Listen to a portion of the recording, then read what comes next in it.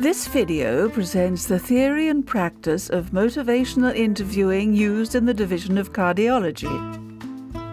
This is a guided, patient-centered approach using several tools such as an interactive wall chart to help patients follow their treatment and to become more aware of unhealthy habits in order to change them. Good morning. Good morning, I'm Richard. I've been called in for a coronary angiogram. Good morning, I'm Elizabeth, your nurse. And I'm Yvonne, the nurse's aide. Nice to meet you. Nice to meet you. We will meet and talk again in a moment, but now I'm going to have a look at your file. I will leave you with Yvonne so she can prepare you.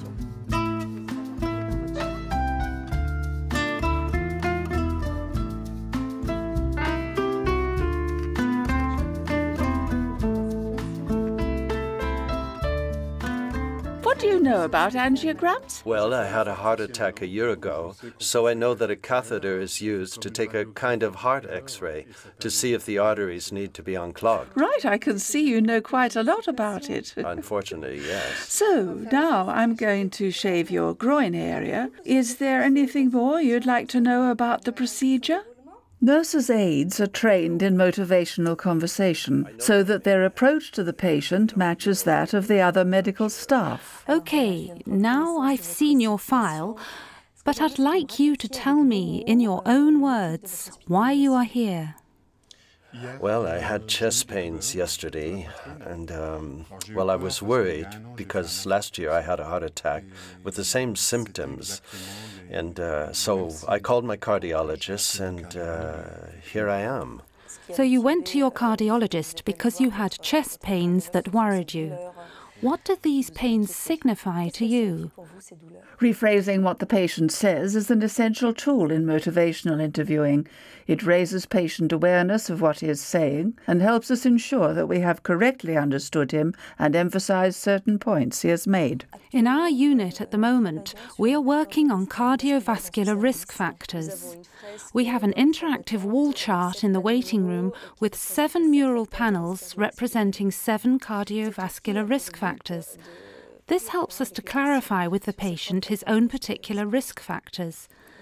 Can we take 20 minutes this afternoon to talk about this?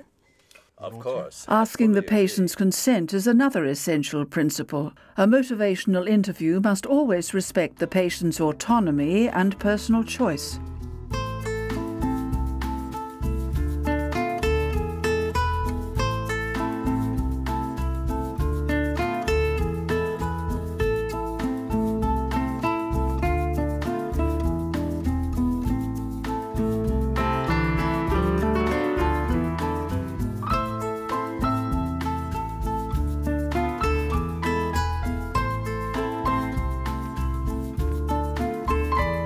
Of course, we cannot modify age, sex or genetic factors, but there are 7 other factors that we can work on. These are cholesterol and blood sugar levels, physical activity, smoking, stress, high blood pressure and weight. Now I would like you to use these bars to slide the hearts to where you think your risk level is. The higher you place them, the higher the risk. The lower you place them, the lower you estimate your risk to be. The initial aim of this activity is to help the patient evaluate his own risk factors and realize that his illness is not inevitable and that he can change his behavior to diminish the risk of further attacks.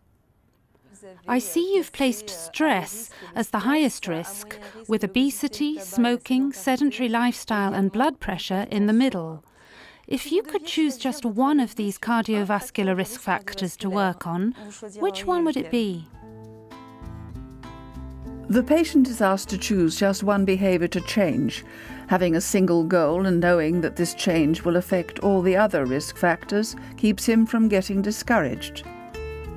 He alone chooses which factor to work on. The nurse then congratulates him on his choice so as to encourage him and enhance his motivation to change. She emphasizes the positive aspects of change and asks what more the patient needs to know about the chosen risk factor.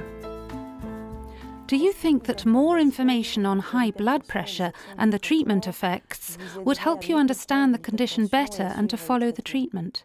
Yes, I think it would certainly be a good start.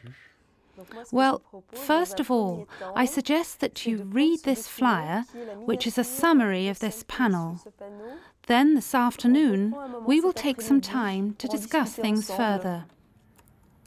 The nurse makes an entry in the patient's file of the key elements that emerged from the motivational interview that has just taken place, especially the risk factor the patient has personally chosen to work on. The principle is that all the healthcare providers and services interacting with the patient, his physician, physiotherapist or others, should be aware of any particularly sensitive points involved, in order to work along the same lines to help the patient achieve his goal. At the same time, the nurse prepares a note for the treating physician to be forwarded to the head physician of the service where the patient is hospitalized. The original note is given to the patient as a kind of contract, summarizing the points on which he has engaged himself to act. So the patient, Mr. Richard, born in 1958, had a radial approach coronary angiogram this morning with the placing of a stent in the circumflex artery. I did a motivational interview with him in front of the wall chart that went well. He is aware of his risk factors, mainly obesity, smoking, stress and high blood pressure. He has chosen to work on his blood pressure, which he considers to be the easiest for him at the moment. Yes, it's interesting in this situation that the patient is clearly asking for more information to help him follow his treatment better. There are other situations where we'd like to give information, but since we have to stay in the motivational context, well, there are things we have to respect in motivational interviewing. We know that we can give information during a motivational interview, but only if we are certain in advance that the patient wants it. Individual and group healthcare providers work regularly with a clinical nurse specialized in motivational interview training to maintain and improve competence in motivational interviewing techniques. With this in mind, it is essential that health professionals exchange points of view, which leads to renewed motivation.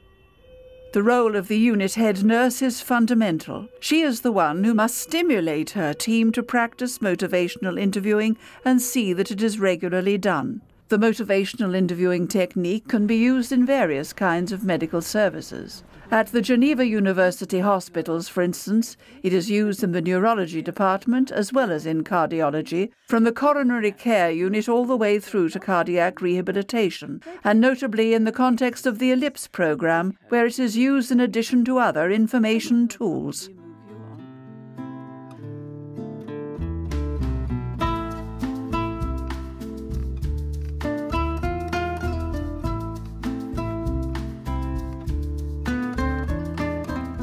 Since I've been here, well, since the incident, I have been thinking quite a lot, so it is hard to say exactly how the wall chart influenced me.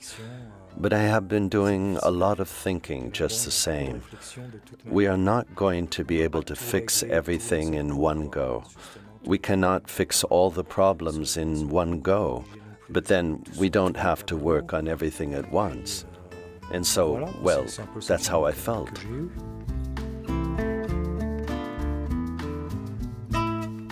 The interview was good. She explained things well, and we could talk. The wall chart taught me a lot, especially using those magnets that showed me where I was and what I could do to improve my quality of life. We could say life, but rather say health, yes. The wall chart helped me to see who I was, because it's true that up to now I've not looked after myself. I needed this little accident and the chart to become aware of the risks I was taking and how to do better.